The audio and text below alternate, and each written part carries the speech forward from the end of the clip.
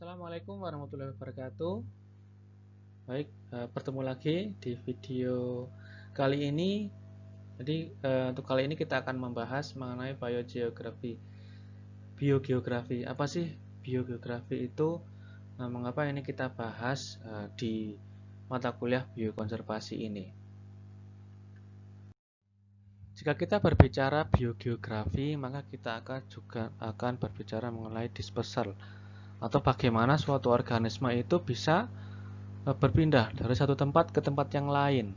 Nah, how organism are transport, bagaimana dia berpindah, bagaimana suatu organisme itu terdistribusi, ya, bagaimana historical change, ya, perubahan sejarah yang terjadi pada hewan dan tumbuhan yang sudah terdistribusi saat ini itu bagaimana sejarahnya.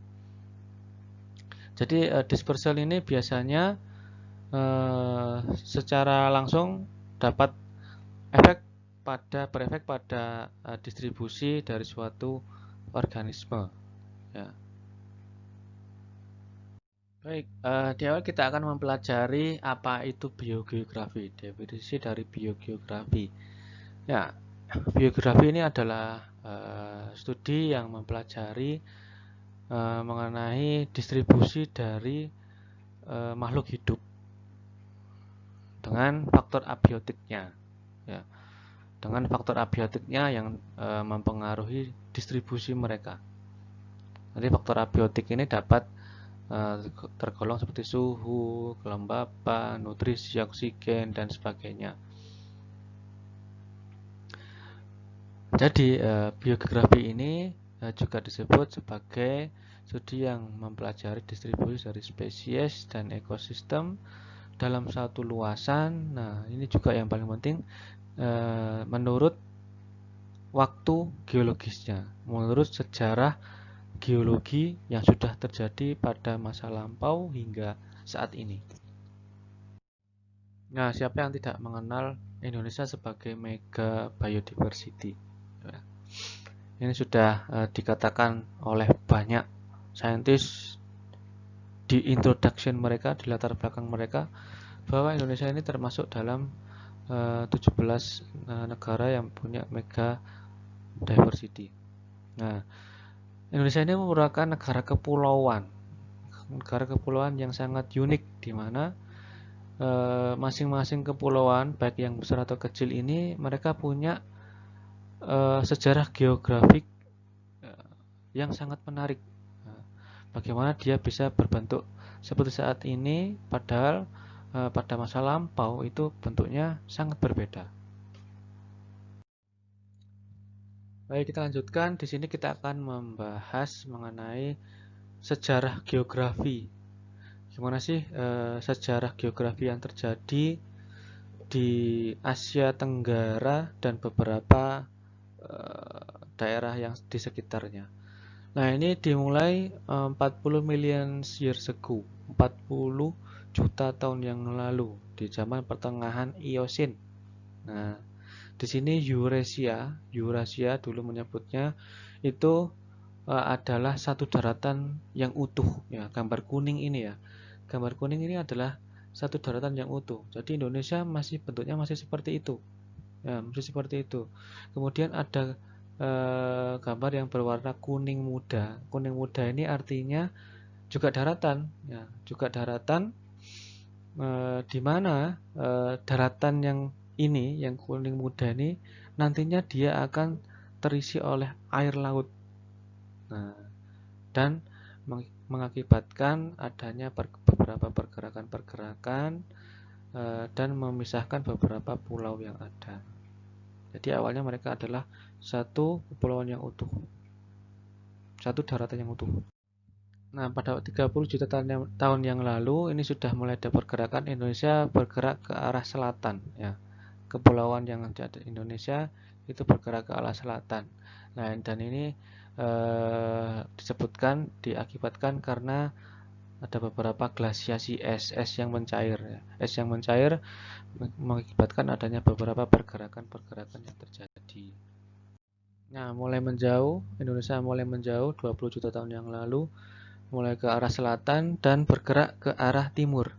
Nah, ke arah timur, Borneo, Sulawesi sudah mulai terlihat bergerak ke arah timur. Nah, kemudian pada 10 juta tahun yang lalu, nah di sini kondisi Indonesia sudah hampir mirip seperti saat ini ya. Sudah hampir mirip seperti saat ini. Kemudian Sulawesi juga sudah mulai terbentuk, jadi dari beberapa kepulauan, pulau-pulau kecil bergabung menjadi Sulawesi itu ya. Nah, di sini daratan yang berwarna kuning muda ini masih terlihat, jadi masih dalam satu daratan.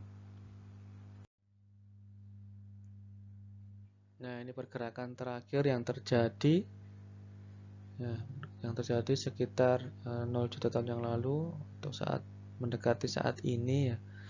Mendekati saat ini kondisinya seperti ini. Jadi masih satu daratan. Nah, ketika sekitar zaman Pliocene atau Pleistocene ya, sekitar 12.000 atau 13.000 tahun yang lalu itu terjadi glasiasi es secara besar-besaran. Nah, glasiasi es dari kutub mencair. Nah, ini mengakibatkan warna kuning daratan yang berwarna kuning muda ini menghilang karena tertutup oleh air laut.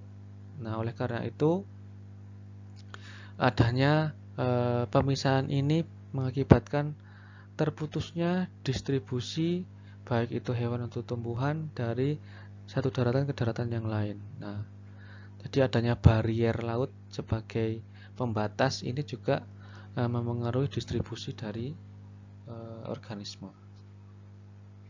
Nah, saya ini contohkan ini adalah hasil tesis saya waktu S2. Mungkin beberapa orang sudah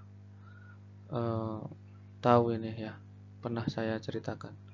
Jadi mengapa suatu organisme bisa bergerak atau terdistribusi secara rata. Jadi spesies ini ada mulai dari di Myanmar, Thailand, Cina, kemudian di Malaysia, Sumatera sampai Jawa. Nah, padahal mereka satu spesies yang sama, tapi mereka bisa terdistribusi sangat luas. Nah, jadi ini kita bahas biogeografinya. Nah, kita bahas biogeografinya. Jadi pada awalnya seperti yang kita bahas sebelumnya, bumi masih dalam satu daratan yang utuh. Jadi ketika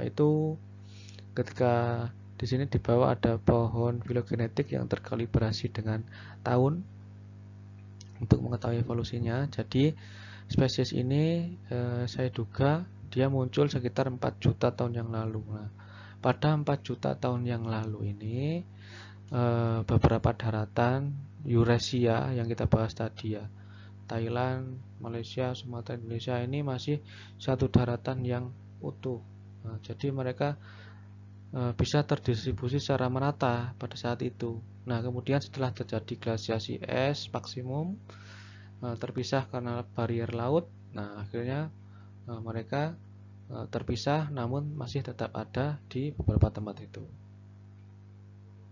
Nah, selanjutnya Komodo. Ya, kenapa Komodo ini hanya bisa ditemukan di Pulau Komodo dan pulau-pulau sekitarnya? Nah, ini karena Komodo punya kemampuan berenang yang tidak sebagus organisme-organisme yang lain, reptil yang lain ya.